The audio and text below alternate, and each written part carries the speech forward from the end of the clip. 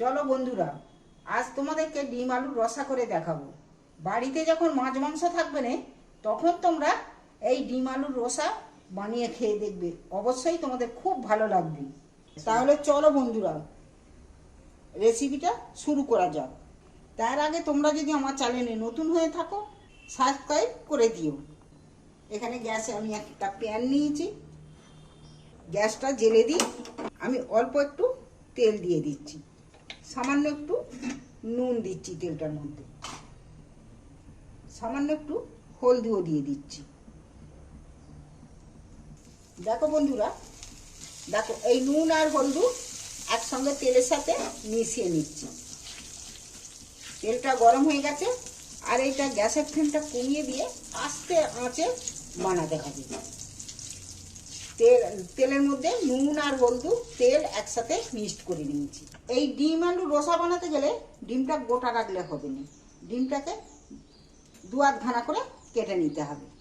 এই দু ফালা করে কেটে নিলে তবে ডিমটা ভালো হবে। এবার আমি ডিমগুলো এক এক করে দিয়ে দিচ্ছি।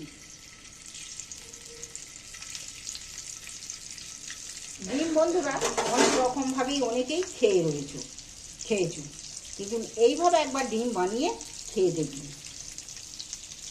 ডিম ভাজার সময় গ্যাসের ফ্লেম কমিয়ে দিয়ে ভাজলে তাহলে তেল গায়ে ছিটকাবে না।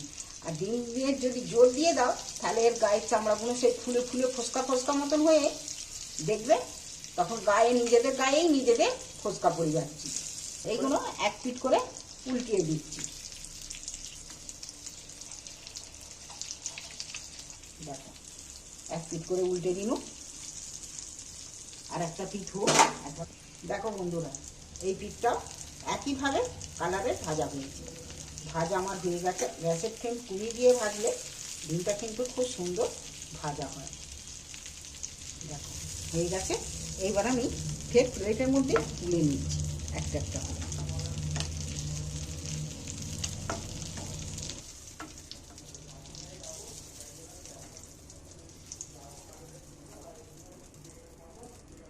ডিমগুলো ভেজে নিয়েছি, আরও একটু তেল দিয়ে দিচ্ছি। এখানে গোটা জিরে দিয়ে দিচ্ছি ফোড়নের জন্য। জিরেটা গ্যাসের ফ্লেম আস্তেই করে দেওয়া আছে, যাতে না জিরেটা পুড়ে যায়। ওই জন্য এই গরম তেলের মধ্যে নেড়ে চেড়ে ভাজা হয়ে গেল, সেন্ট উঠে গেছে। এখানে আমি উপকরণ বলতে নিয়েছি দুটো বড় সাইজের পেঁয়াজ কেটে নিয়েছি, গোটা কতক কাঁচা লঙ্কা কেটে নিয়েছি। কাঁচা লঙ্কাটা আমি দিয়েছি, তোমরা কিন্তু যেমন ঝাল খাবে সেরকম অনুযায়ী দেবে। এখানে আছে একটু ধনে পাতা আর একটা টমেটো কাটা। প্রথমেই আমি পেঁয়াজ কাটাগুলো তুলে দিচ্ছি।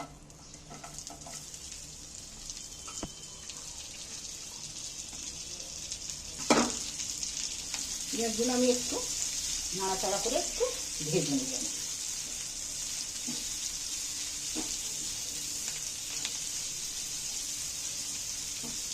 পেঁয়াজটা দেখো অনেকটাই কিন্তু ভাজা ভাজা হয়ে এসেছে, নরম হয়ে গেছে। তবে এইবার আমি দিয়ে দিচ্ছি এখানে কাঁচা লঙ্কা কাটা, চেরা কাঁচা লঙ্কাগুলো দিয়ে দিচ্ছি। চেরা কাঁচা লঙ্কাগুলো দিয়ে আবারও আমি তেলটার মধ্যে ভাজা ভাজা করে নেব একটু পেঁয়াজের সাথে। পেঁয়াজগুলো খুব একদম লাল করে ভাজবো, তাহলে কালারটা অন্য হয়ে যাবে দেখতে। এখানে আমি স্বাদ মতো একটু সামান্য নুন দিচ্ছি এর মধ্যে। এখানে 1 চামচ আদা রসুন বাটা দিন। এবারে তেলের মধ্যে আদা রসুন বাটাটা ভালো করে একটু নাড়াচাড়া করে নেব।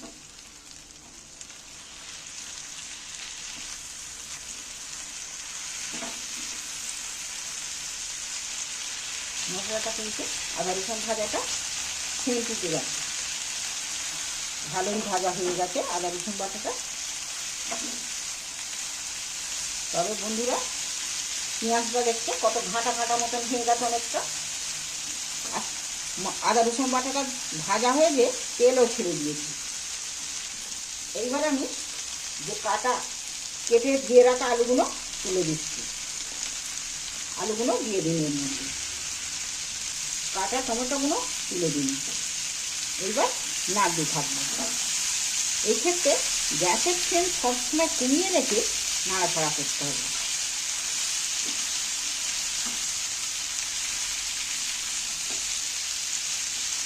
দেখো এর সাথে মিশে অনেকটাই পেঁয়াজের সাথে আলু সব কিছু মিশে গেছে।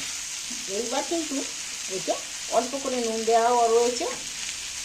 এইবার কিন্তু আমি এইটাকে চাপা দিয়ে দিয়ে বানাবো, একটু চাপা দিয়ে দিয়ে। দেখি গ্যাসের ফ্লেম কমিয়ে দেওয়া আছে তো। আস্তে আস্তে এই রেসিপিটা বানাতে গেলে একটু গ্যাসের ফ্লেম হুড়োমুড়ি করলে হবে না, একটু সময় দিয়ে করলে কিন্তু দারুণ স্বাদের দারুণ খাওয়ার জিনিস। এই একটা রেসিপি থাকলে তোমাদের কাছে মাছ মাংস নেইটা কী হবে, এই রেসিপিটা যদি তোমরা বানাতে পারো তাহলে তোমাদের আর কিচ্ছু লাগবে না। এইটা দিয়েই ভাত তোমরা এক থালা ভাত চেটে পুটে খেয়ে নেবে আঙুল চিপে একটা। দেখো আলুগুলোও কিন্তু অনেকটা নরম হয়ে গেছে। এইবার আমি এতে কালারের জন্য সামান্য একটু লঙ্কা, যাতে কালারটা দেখতে ভালো হয়, আর একটু সামান্য করে হলুদ দেওয়াই আছে, নুন দেওয়া আছে, তবু অতগুলো আলু তো আলুগুলোর জন্য আরও একটু নুন দিয়ে দিই। এইবার আমি সব উপকরণগুলো দিয়ে আবারও আমি একটু নাড়াচাড়া করছি। এর যা সেন্ট উঠেছে না, জিরে জল এসে যাবে। আবারও আমি চাপা দিচ্ছি। আর এই রেসিপিটা একটু চাপা দিয়ে দিয়ে বানাতে হবে। আবারও আমি চাপা দিচ্ছি। দেখি আর একবার খুলে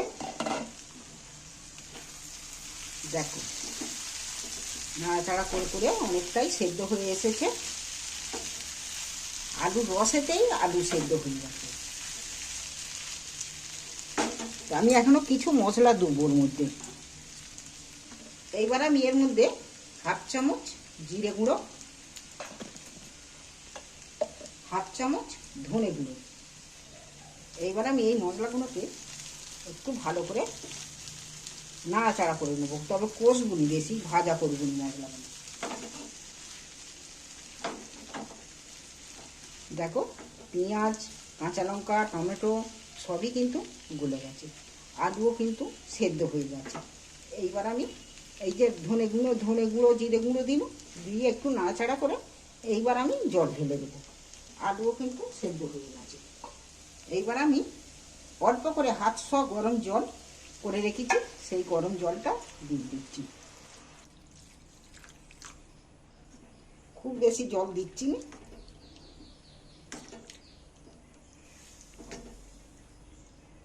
এবার আমি সবটা মিক্সড করে ভালো করে মিক্সড করে নিয়েছি।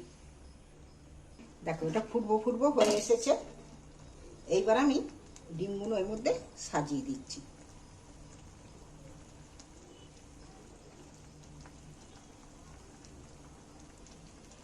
এই রেসিপিটা থাকলে কিন্তু তোমাদের রাত্রিরে রুটি খাওয়ারও অসুবিধে হবে না, রুটি পরোটা থাকলেও খাওয়া যাবে। আর ভাত তো দেখতেই নেই। মাছ মাংস না থাকলে তোমরা এটা ঝটপট বানিয়ে নিতে পারবে। এইবার আমি মিনিট 5-7 চাপা দিয়ে একটু সেদ্ধ হওয়ার জন্য, ডিমের স্বাদটা তো একটু আলুর সাথে মিক্সড হবে, ওই জন্য মিনিট 7 মতো করে রাখছি, চাপা দিয়ে সেদ্ধ হওয়ার। গ্যাসের ফ্লেমও কমিয়ে দিয়েছি। 5-6 মিনিট পর ফিরে এসেছি। দেখো অনেকটাই জল মেরে গেছে।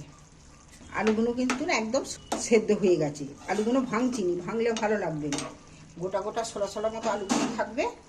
এইবার দেখো একদম সম্পূর্ণ রেডি। এবার লাস্ট ফিনিশিংয়ে আমি দিয়ে দিচ্ছি একটু ধনেপাতা ছড়িয়ে দিচ্ছি উপরে, আরও দুটো কাঁচা লঙ্কাও দিয়ে দিই। এবার গ্যাসটা আমি অফ করে দিচ্ছি।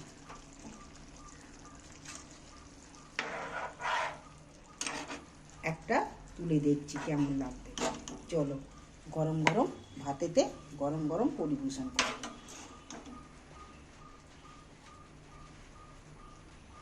দেখো ডিম আলুর রসা যদি তোমাদের ভালো লেগে থাকে, চ্যানেলটা আমার অবশ্যই সাবস্ক্রাইব করে দিন।